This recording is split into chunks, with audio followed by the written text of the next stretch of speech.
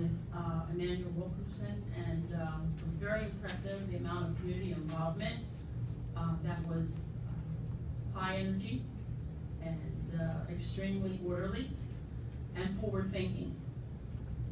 So I would just like to make a commendation to the public to pass the word, and when the next meetings are announced, please make sure that you're there. On last evening, we had National Night Out. There were 2 sites with last night's National Night Out. Kind of the old-fashioned cookout, summer picnic, block party, the family gathering. You know, this is a law enforcement nationwide initiative to bring people together so that you can, quote unquote, know your neighbor. We do know also that there are several neighbors we may never know, or no one may never know. But the key is awareness, and to be able to watch out one for another as much as possible, especially when it comes to the elderly and people that live alone. You don't see them for a while. You know, there's been several people that have been found after a number of days. Natural cause situations, but it's just always good to remember that, you know, we are a brother's keeper. We just have one earth that we're all a part of. I recently attended the state Mayor's Association annual meeting. It was the 145th meeting. I was able to enter a resolution regarding House Bill 2111. I was met with a little bit of subtle resistance, one which was the budget's already been decided, you're a little bit too late on this issue. Well, one thing we do know is that budgets can be reopened and money can be redistributed. We know that to be a fact about budgets. One thing I did learn too about at the federal level, there's no more appropriation. So I'm still trying to wrap my head around that. But so budgets are very flexible, and distribution of money is very flexible. So I'd like to say again, to support Equity First. That's supportequityfirst.org. This is a website that explains how 180 school districts are underfunded in the state, to which Pottstown is one of those districts. There are other districts in more severe conditions than Pottstown, such as Reading, $95 million under budget. Why do I mention Reading? Why do I care about other school districts? Again, it's a matter of equity. What we've been experiencing in the state since 1991 is the effects of a policy called Hold Harmless.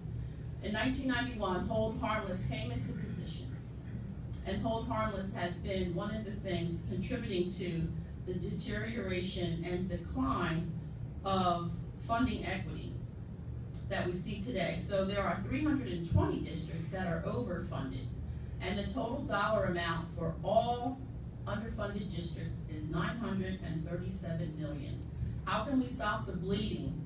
How can we begin to reverse the trend? And there is a solution, House Bill 2111. It's put in by State Representative David Parker of Monroe County, who has 3 school districts. In his tabulation, if the $400 million of new funding monies available in the budget were redistributed, not with overfunded school districts being left out, but that the equation being 3-to-1 with a preference to underfunded districts.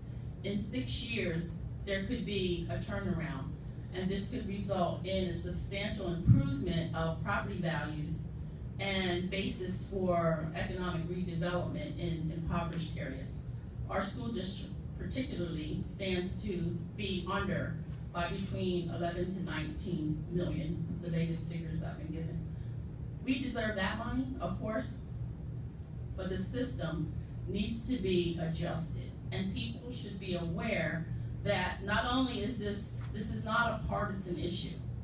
This is an issue that has some other tentacles, but this is an issue that involves a vote at the level of the state legislature, where near unanimously since 1991, they have voted to continue the system of inequity.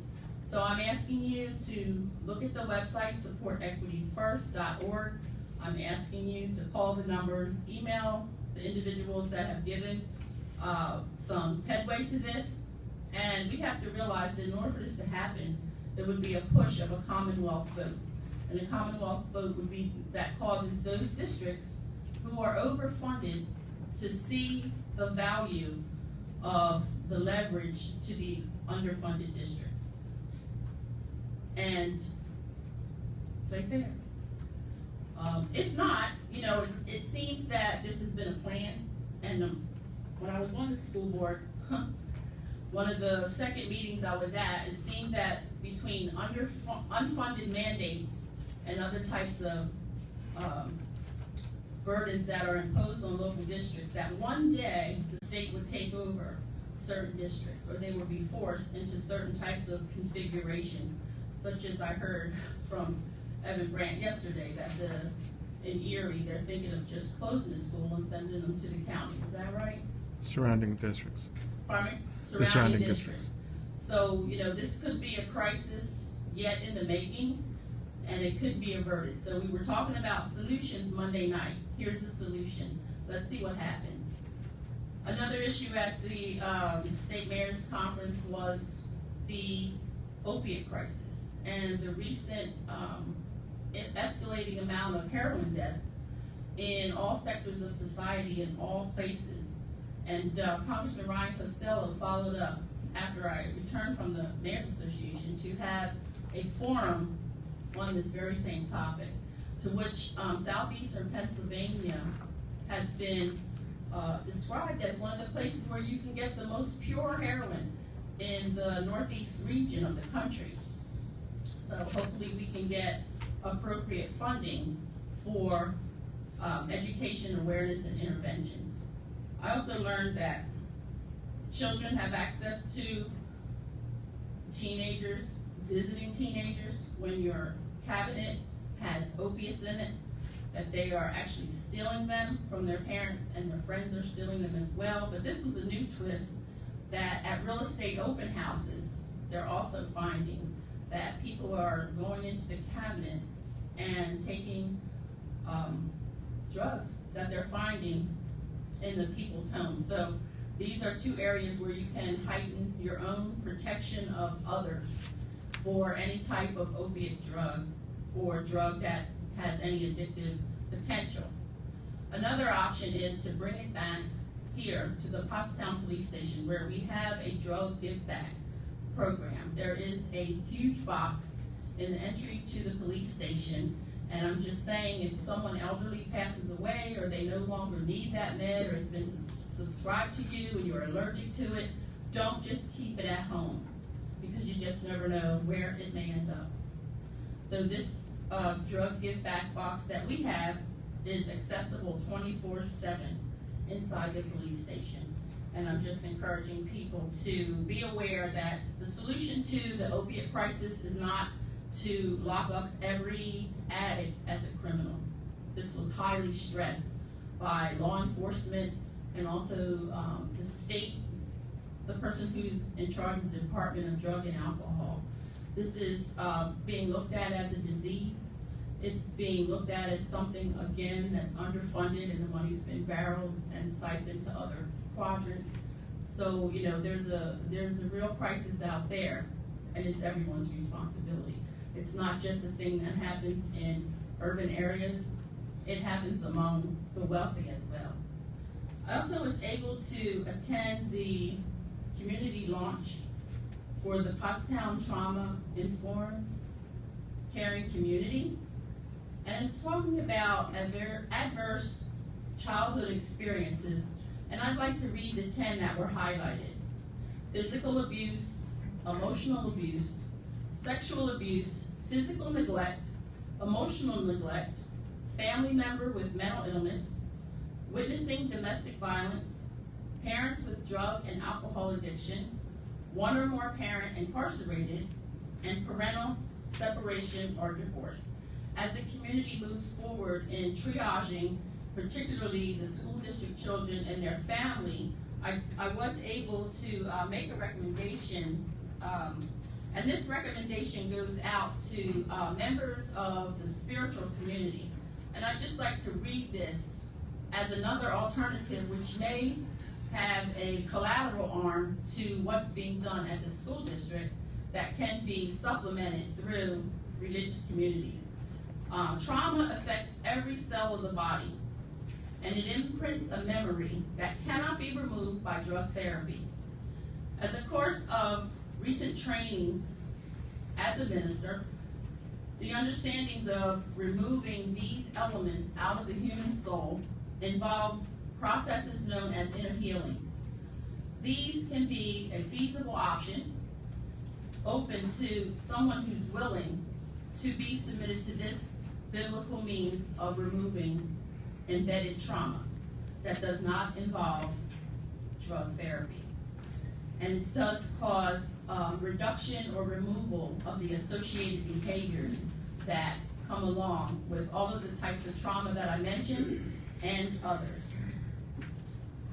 I'd just like to read you a little bit of and show you a graph of our crimes, part 1 and 2 crimes, just as a course of a graph. If they can zero in on this. This is our part 1 crimes in a 12-month comparison between this time, this year, and last year. You probably can see these bars. The biggest bars in a part 1 crime is theft. Theft occurs when people want something someone else has. Duh, we know that, right? But when that person is a person who's involved in addiction, it also becomes dangerous. You know, so the big bar there on the part 1 crimes is theft. So you can see how prevalent that is. That's a quality of life issue that can turn into a deeper issue. I want to show you the part 2 crimes bars. The highest three. The highest 3 bars here across the spectrum, the first highest reporting is harassment. The second, drug violations, and the third, public drunkenness. So in a broad sense, people don't get along, they have nothing to do, they don't have a job, they drink and do drugs. What can we all do about this? Sometimes there's nothing, but wait for the crime and arrest them. Then they get clean in jail for a little bit, and then they come out into the regular community.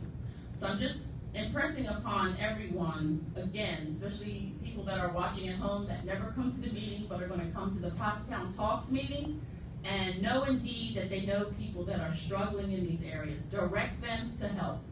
It is your responsibility.